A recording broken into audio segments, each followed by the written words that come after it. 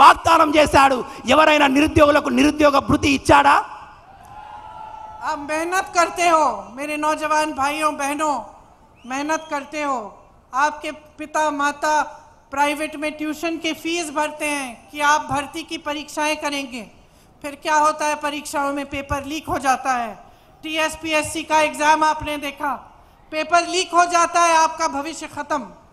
और घोटाले पे घोटाले होते हैं आपके प्रदेश में। ఇక్కడ ఉన్నటువంటి యువకులు అక్క చెల్లెళ్ళు మీరెంతో కష్టపడతారు, ఒక ఉద్యోగం సాధించాలని పొద్దున పగలు కష్టపడి చదువుతారు. అక్కడ ఉన్నటువంటి టీఎస్పీఎస్ మాత్రం మీరు చదువుకున్నాక పరీక్ష రాసినాక ఆ పేపర్ లీక్ అవుతుంది, స్కాములు జరుగుతాయి, మీరు రాసిన ఆ కష్టం అంతా నేలపాలవుతుంది. कितनी मेहनत करते हैं बच्चे परीक्षाओं के लिए, एग्जाम्स के लिए। मेरे दो बच्चे हैं, एक 23 साल का है, एक 21 साल की है। जब मैंने देखा कितना परिश्रम करते हैं एग्जाम की समय, और घबराहट होती है, टेंशन होता है, पूरा परिवार भी उनको मदद करने की हम लोग कोशिश करते हैं कि बेटा ये पढ़ लो, ऐसे कर लो। तो सब इतनी मेहनत, इतना टेंशन, और इसलिए कि कोई घोटाला हो जाए, पेपर लीक हो जाए और अपना भविष्य ही खराब हो जाए। పరీక్షల సమయంలో ఇక్కడున్న విద్యార్థులు ఎంత కష్టపడతారో నాకు తెలుసు. నాకు కూడా 2 పిల్లలు ఉన్నారు. వాళ్ళు కూడా పరీక్ష టైంలో ఎంతో కష్టపడతారు. ఒక తల్లిగా నేను ఎంతో సహాయం చేయాలని వాళ్ళకు తోడ్పాటిస్తాను. కానీ మీరు కష్టపడి రాసి పరీక్షలు ఒక పేపర్ లీక్ ద్వారా మీకు మోసం జరిగితే మీరు ఎంత మనస్తాపానికి గురవుతారు, ఎంత అన్యాయానికి గురి అవుతారు అనే విషయాన్ని మేడం వ్యక్తం చేస్తున్నారు. हम चाहते हैं कि अगर हमारी सरकार आएगी तो एक जॉब कैलेंडर बनाएंगे, उसमें कौन सी दिन आपकी परीक्षा है, कौन सी दिन आपका रिजल्ट निकलेगा, कौन से दिन भर्ती की लिस्ट निकलेगी, कौन से दिन नियुक्तियां होंगी, ये सब हम पहले से तय करना चाहते हैं। మేము కాంగ్రెస్ ప్రభుత్వం వచ్చాక మేము ఒక జాబ్ క్యాలెండర్ను విడుదల చేస్తాము. ఈ సంవత్సరంలో ఏ రోజున పరీక్ష ఉంది, ఏ పరీక్ష రాయాలి, ఆ పరీక్ష యొక్క రిజల్ట్స్ ఏ రోజున వస్తాయి, రిజల్ట్లో ఉత్తీర్ణైన వారికి ఎటువంటి ఉద్యోగాలు ఇస్తామనేది ఒక సంవత్సరపు క్యాలెండర్ని కాంగ్రెస్ పార్టీ ముందే విడుదల చేస్తుంది. ताकि इस कैलेंडर के तहत ही ये काम हो और ये जो टेंशन है, घबराहट है, थोड़ी कम हो जाए। और अगर उस समय, जिस समय ये कैलेंडर में डेट लिखा है, उस समय न हो ये चीजें, तो उन पे कार्रवाई हो पाए।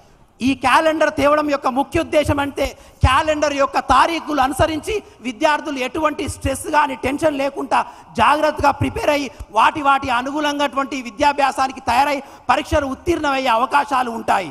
हमारा प्रयास है कि जैसे राजस्थान में 2 लाख रोजगार दिलवाए, उसी तरह तेलंगाना में भी हम 2 लाख रोजगार दिलवाएंगे। మా ప్రయత్నం, మా కృషి ఏంటంటే ఏ విధంగానైతే రాజస్థాన్లో 2 లక్షల ఉద్యోగాలు మేము ఇచ్చామో తెలంగాణలో కూడా యువకులకు నిరుద్యోగులకు ఆ 2 లక్షల ఉద్యోగాలు ఇవ్వాలనేదే మా కోరిక. और जो तेलंगाना के आंदोलन में नौजवान शहीद हुए थे, उनके परिवारों में कम से कम 1 रोजगार उनके सम्मान के लिए और उनके बलिदान के सम्मान में दिया जाएगा। తెలంగాణ ఉద్యమంలో ఎవరైతే ప్రాణత్యాగం చేశారో వాళ్ళ ప్రాణత్యాగానికి చిహ్నంగా, వాళ్ళ ప్రాణత్యాగానికి గుర్తింపుగా వాళ్ళ ఇంట్లో కనీసం ఒక్కరికైనా ప్రభుత్వ ఉద్యోగం ఇవ్వాలనేది కాంగ్రెస్ పార్టీ యొక్క ఉద్దేశం. आज मेरे भाइयों, पूरे देश में किसान परेशान है। जहां जहां कांग्रेस की सरकार है, हमने किसानों को जो केंद्र सरकार की नीतियां हैं उससे बचाने की कोशिश की है। ప్రజలారా, ఈ రోజు దేశమంతా రైతులు ఎంతో కష్టపడుతున్నారు, ఎన్నో కష్టాలలో ఉన్నారు. కానీ ఎక్కడెక్కడ రాష్ట్రాలలో అయితే కాంగ్రెస్ ప్రభుత్వం ఉందో ఆ రాష్ట్రాలలో ఉన్న రైతులను కాపాడుకోవడానికి మా సాయశక్తుల మేము ప్రయత్నిస్తున్నాము. छत्तीसगढ़ में, राजस्थान में हमारी सरकार है, वहां हमने किसानों के कर्ज माफ किए हैं। ఛత్తీస్గఢ్లో, రాజస్థాన్లో కాంగ్రెస్ ప్రభుత్వం ఉంది కాబట్టి అక్కడ ఉన్నటువంటి రుణమాఫీని మేము పూర్తిగా తీసేసాము, తొలగించాము. यहाँ भी हम 2 लाख रुपए तक फसल ऋण माफ करेंगे। ఇక్కడ కూడా మేము రైతులు చేసేటువంటి అప్పులను పూర్తిగా తీసేస్తాము. और जो बात बीआरएस ने की थी कि कृषि ऋण माफ करने की, लेकिन उन्होंने की नहीं, वो हम आपको करके दिखाएंगे। ఏదైతే బీఆర్ఎస్ ఈ యొక్క వ్యవసాయ రుణమాఫీ చేస్తా అని మాట తప్పిందో అది మేము తప్పకుండా ఈ యొక్క రైతుల యొక్క రుణాలను, బ్యాంకులో ఉన్న రుణాలను మొత్తం మాఫీ చేసి మేము చేసి చూపిస్తాము.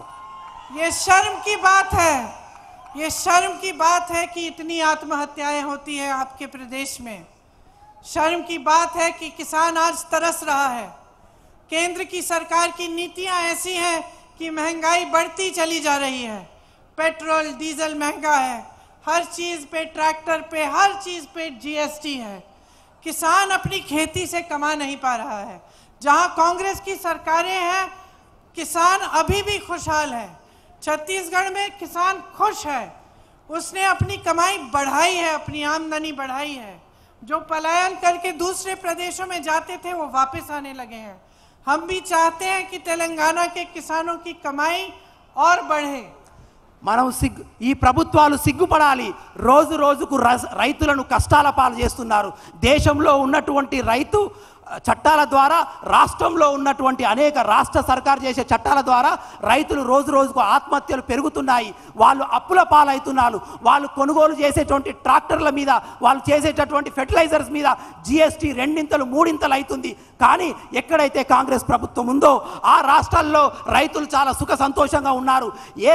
మేమున్న రాష్ట్రాల్లో రైతులు రాష్ట్రం వదిలి వెళ్ళిపోయిన వారు మేము రాష్ట్ర ప్రభుత్వం చేపట్టాక తిరిగి ఆ రైతులు తిరిగి ఆ రాష్ట్రాలకు వస్తున్నారు. इसी बात को मन में रखते हुए हम आपको एमएसपी की गारंटी देते हैं। ఇదే విషయాన్ని దృష్టిలో ఉంచుకొని మీకు కనీస మద్దతు ధర అనేది మేము మీకు వాగ్దానం చేస్తున్నాము. धान के लिए 2500 रुपए, ధాన్యం గురించి 1500 రూపాయలు కనీస మద్దతు ధర మీకు ఇస్తాము.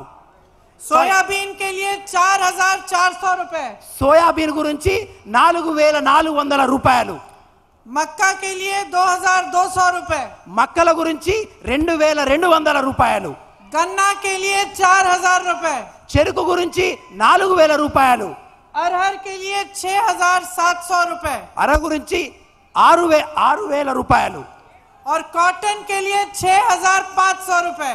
అదే పత్తి గురించి 6700 రూపాయలు. देखिए, कांग्रेस की ये नीति है कि जो आपकी संपत्ति है, मतलब जो सरकार का पैसा है, वो आपका होता है।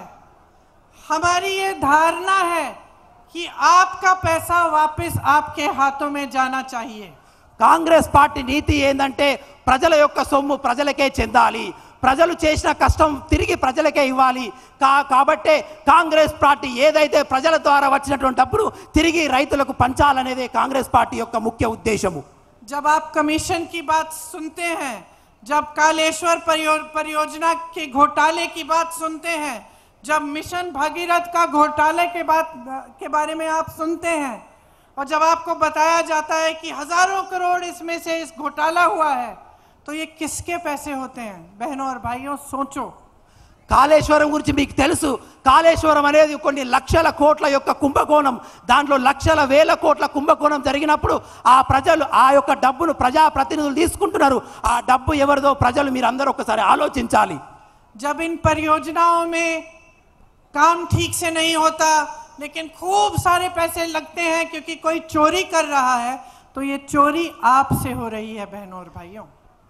ఎప్పుడైతే ప్రభుత్వ విషయాలలో అనేక మంది స్కాములు జరిగి పైసలు ఈ నాయకులు తింటారో ఆ తిన్న ప్రజలు స్కామ్ల ద్వారా పోయిన ప్రజల పైసలన్నీ కూడా ఆ పైసలు మీయే అని మీరు గుర్తుంచుకోవాలి సోదరిమణులారా. जब सरकार का SC ST फंड का पैसा SC ST की समाज को मदद करने में नहीं, लेकिन किसी के जेब में जाता है या किसी और योजना में चले जाता है, तो ये आपसे चोरी है बहनों और भाइयों। ఎస్సీ ఎస్టీ సబ్ ప్లాన్ దళితులకు గిరిజనులకు కేటాయించినటువంటి డబ్బులు అవి మీకు కేటాయించకుండా వేరే విషయాల్లో మళ్లించినప్పుడు ఆ పోయిన ప్రజలు ఆ పోయిన డబ్బు అంతా ఎవరిదంటే అది మీ డబ్బు అనే విషయాన్ని మీరు గుర్తు చేసుకోండి ప్రజలారా. जब लैंड, सैंड, वाइन और माइन की माफिया फूल रही है, फल रही है, बढ़ रही है और खूब पैसा बना रही है, उन्हें संरक्षण मिल रहा है, तो ये आपके पैसे हैं। ఇప్పుడు आपके पैसे हैं जो चुराए जा रहे हैं बहनों और भाइयों। భూమిలో స్కామ్ జరుగుతుంది, లిక్కర్లో స్కామ్ జరుగుతుంది, ఇసుకలో స్కామ్ జరుగుతుంది, నీటిలో స్కామ్ జరుగుతుంది. ఈ అన్ని స్కామ్ల ద్వారా పోతున్న పైసలు ఎవరియో మీరు అందరూ గుర్తు పెంచుకోవాలి. పోయిన డబ్బులు ప్రతి రూపాయి అది మీది అనే గుర్తు పెట్టుకోండి సోదరులారా. क्योंकि लोकतंत्र में